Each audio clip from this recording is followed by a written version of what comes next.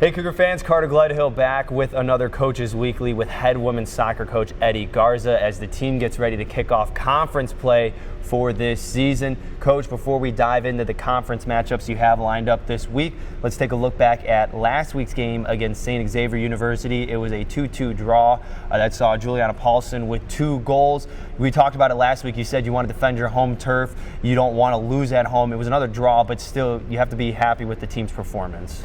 I'm happy with the team's performance because we came back after being down 2-1. Juliana had 2 great goals. To your point, we did end up with a draw, but obviously takeaways from that game is we still have things to work on.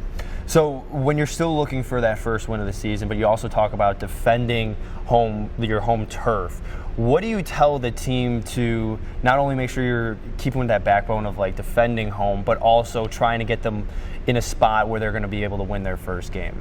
Yeah, so defensively, what we focus on is being disciplined 1v1, and then that will help us be organized as a unit. It helps us communicate better, helps us understand the organization. In doing so, I think that will help us transition to the attack, which then will create more opportunities. We're creating, I would say, very good opportunities through the run of play. The next step is just converting those chances and getting the results.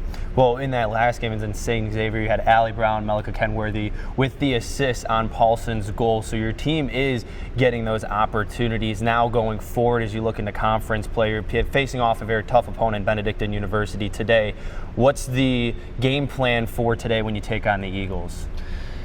Without giving up too much information, the game plan is to make sure we're disciplined in what our controllables are, and making sure that at the end of the day we leave it all on the field. Well, then the other thing about the offense too is I remember we talked about it last week, is creating the opportunities. You mentioned it again. The team as of right now, looking at the NAC standing, second least amount of shots taken in a game. What is it going to take to generate more offense and put more shots on goals?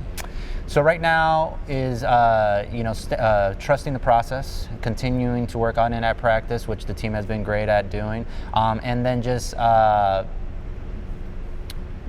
putting the final product together. That's where with any team, it's seeing the end product, which are the goals. But when we review film and review the game, we see that they are creating good opportunities. But obviously getting an end goal is the main goal. One final question for you. So you've had a nice sample size of games now as before you get ready for conference part of the season. Who are 1 or 2 players that maybe have surprised you or have definitely stepped up so far this season for your team?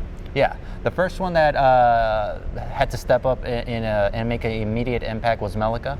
She's traditionally a attack-minded player, and we had an injury and had a vacancy in our center backs, and she stepped in and really, exceeded expectations there. So she would be the first one.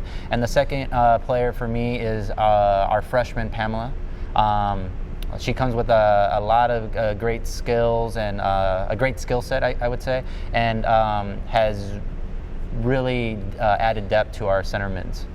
Well, the Cougars get ready to start conference play today against the Benedictine Eagles, and then we'll take on the Edgewood College Eagles this weekend as well. Best of luck to you in conference play, and we'll get ready for another Coaches Weekly next week, so stay tuned to CUCougars.com where you can find everything women's soccer. Go Cougars!